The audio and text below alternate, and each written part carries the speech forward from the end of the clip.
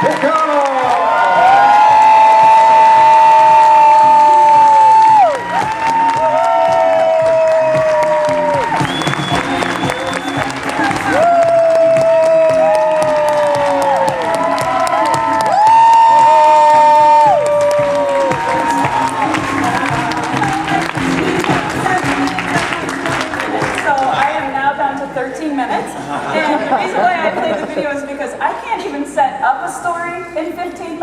Let alone tell my whole story in 20.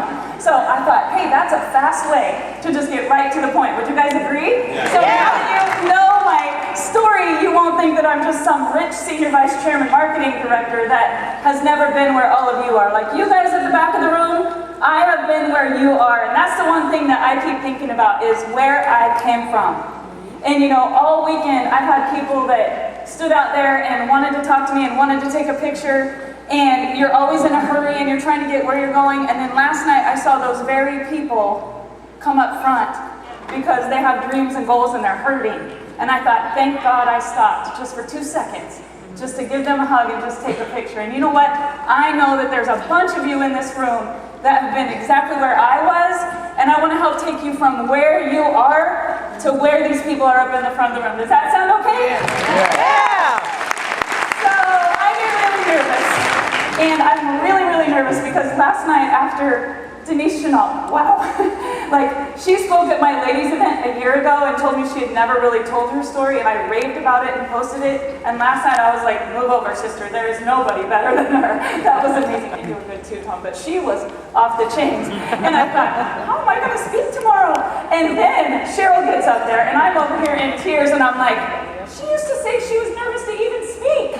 And then look at, and I've been speaking for 20 years. I mean, I don't feel that old, but for 20 years. And I used to cry all the time.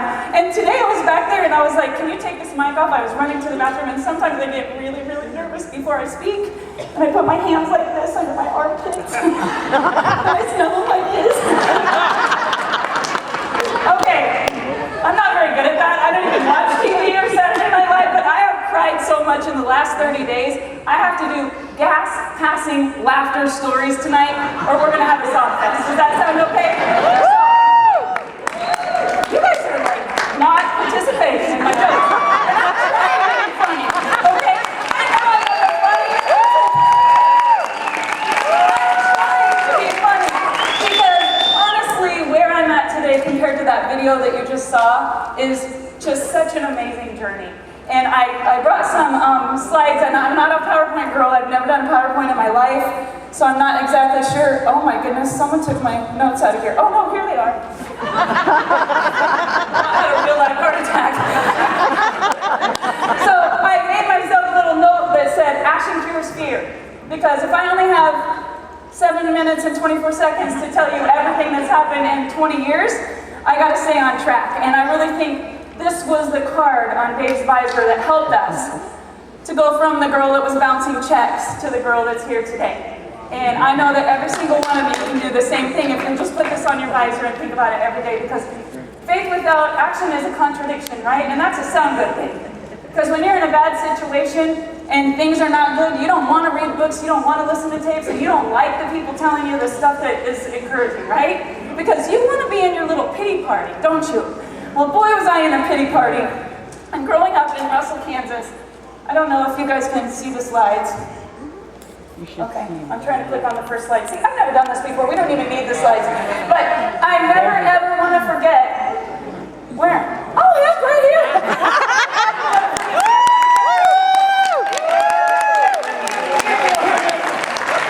So I never, ever want to forget where I came from. And you saw those pictures of the cabin in Wyoming that had no heat in it, and this girl that was pregnant with baby number 3 in 4 years. I mean, Dave was a bull rider, everything happened in 8-second increments. There was no other way to do it. We used to have this joke, just 8 seconds out of the air and it was over, right?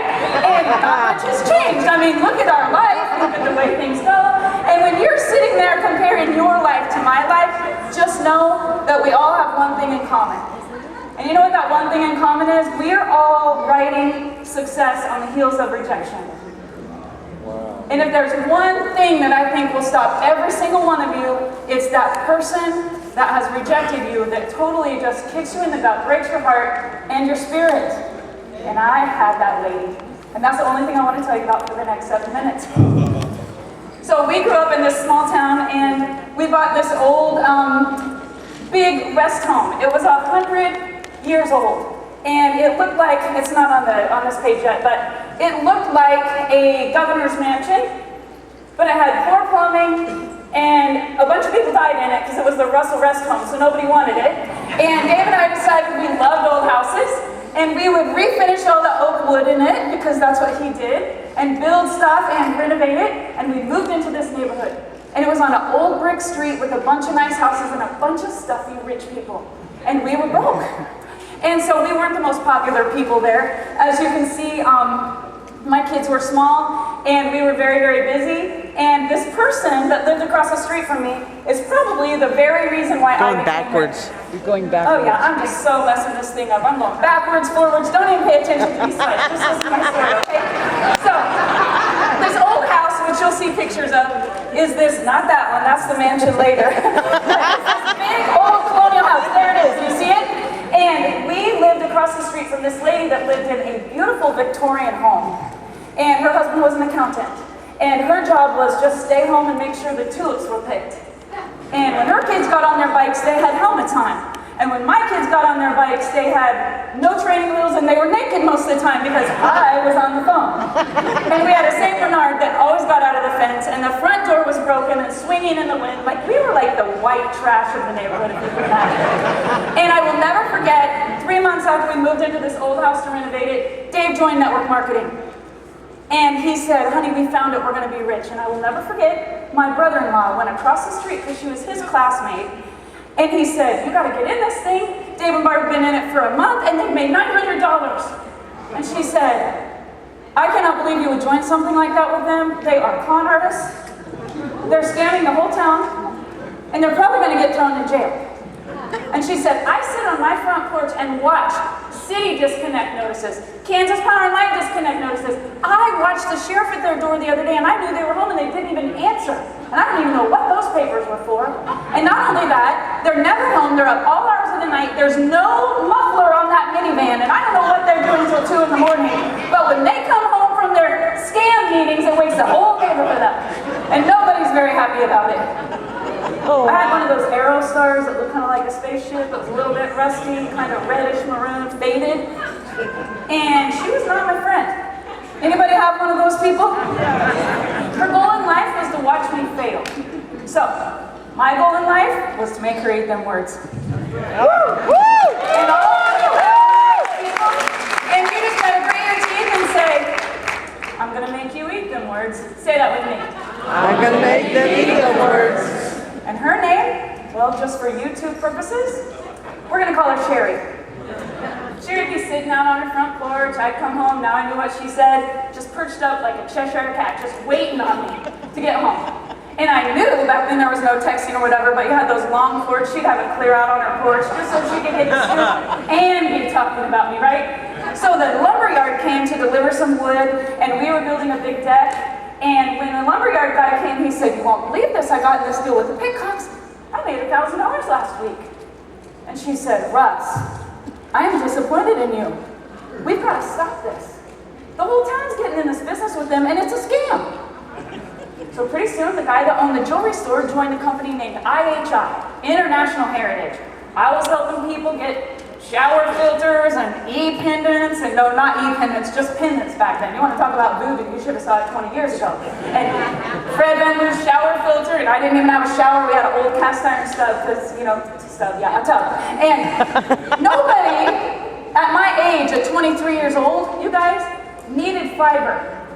And I was having babies like they were going out of style, and there was nothing wrong with my health, right? So here I am, oh, you should get in this nutritional company, and you should try these products. And you know what all my friends are? They're all at the Rojo Room. That's the local bar, and they're having discussions around their 24 packs about how crazy Dave and I have lost our minds.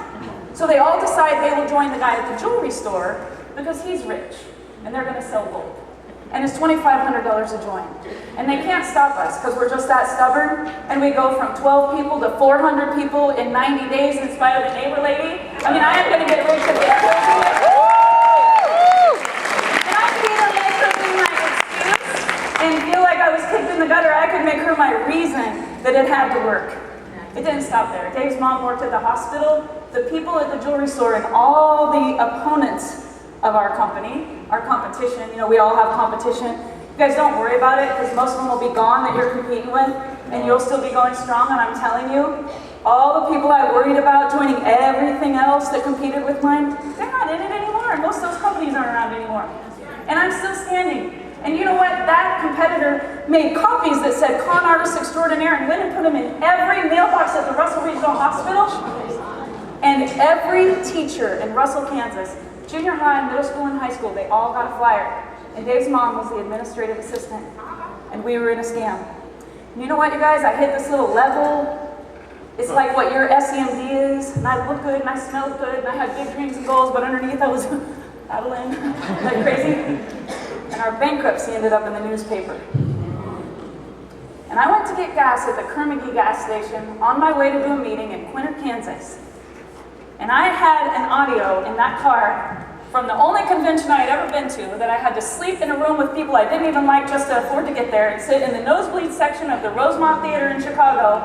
There was this man that spoke, and his name was Les Brown. He kept saying, it's not over. It's not over. It's not over. No, it's not over. It's not over. If he said it once, he said it 100 times, and I was nudging Dave with every time, and tears were streaming down my face, and I bought the audio. And I put it in my car, and I listened to It's Not Over until I could win. And driving to Quinter, Kansas, I stopped to get gas, and they had cut out our bankruptcy and put it underneath the glass on the counter, so everybody in town would know how big of a failure we were. And I got in the car to go to Quinter, Kansas, and I drove an hour past Quinter to Goodland. And I got stopped going 75 miles an hour when it was 55 because I was so pissed off. I'm sorry. I was just so angry and I was so hurt. Sorry, I'm losing ranks as fast as you guys are running up on me. And then the cop stopped me and he said, is there a reason why you're going 20 miles over the speed limit? And I just started to tell him my story and I gave him a video and he followed me back to Quinter to the QN and he joined for 1,000.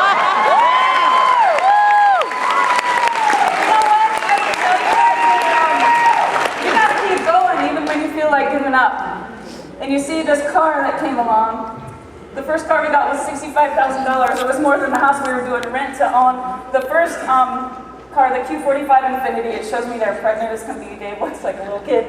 We went there, we got that, and we found out 3 car seats wouldn't fit in it. So somehow our later in life house got on this page. See, I didn't do too good. But all of these free cars, you guys, you see all these pictures and you hear all these stories. I want you to know that just last week, Chance was laughing because he got kicked in the gut pretty good and hurt pretty bad by someone he thought was a friend and a partner, and he said, don't worry, Mom. He said, I got my Sherry. He said, I got my Sherry. Brooklyn was reading the book a week ago. She's never read my book. She said, Mom, we need to make this a movie. I said, the whole world's been seeing it for 20 years. You just didn't know about it, right? The thing is, you guys, we pulled up in that brand new Q45 gold on it, like, I mean gold on it, like hog nasty rich in Kansas gold. And there she was, sitting on her porch, free car in the back. You ever heard of Q45? It just hums in kind of quietly, wouldn't wake anybody up at night in the neighborhood, right? That wasn't big enough, so we went and got another one. We got the next Infinity. You guys, in 1997, that was a big deal. We've had free cars and never made a car payment, me, Dave, or any of our kids for 20 years.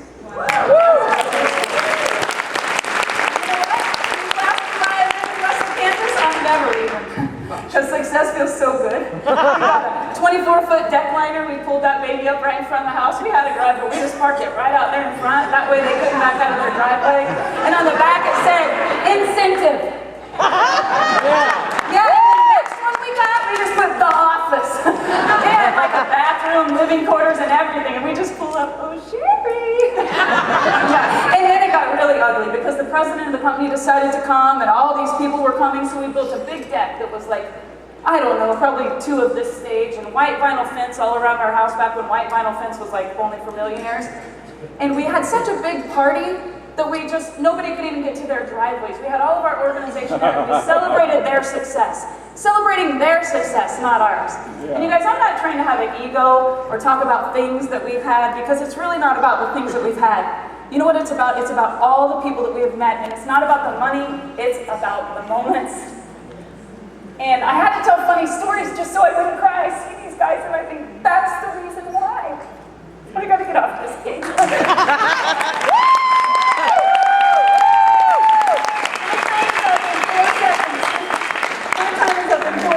But whether it's a playoff game for the biggest basketball games in the world, the Super Bowl, whatever it is, that's why I'm doing this business. And it's not just about my family and the moments that we've had that we will always remember, but it's the people that I've met that changed my life. And it's all of you that speak. It's all of those people that have taken the torch and said, Barb, I want this as bad as you. They have their Sherrys. I have my Sherry. All of you have your Sherry. I'm telling you, get your Sherry, because you will be rich beyond your wildest dreams if you take all the rejection that you've ever had and you make it your reason that you absolutely, absolutely, absolutely have to be successful in this business. Thank you all.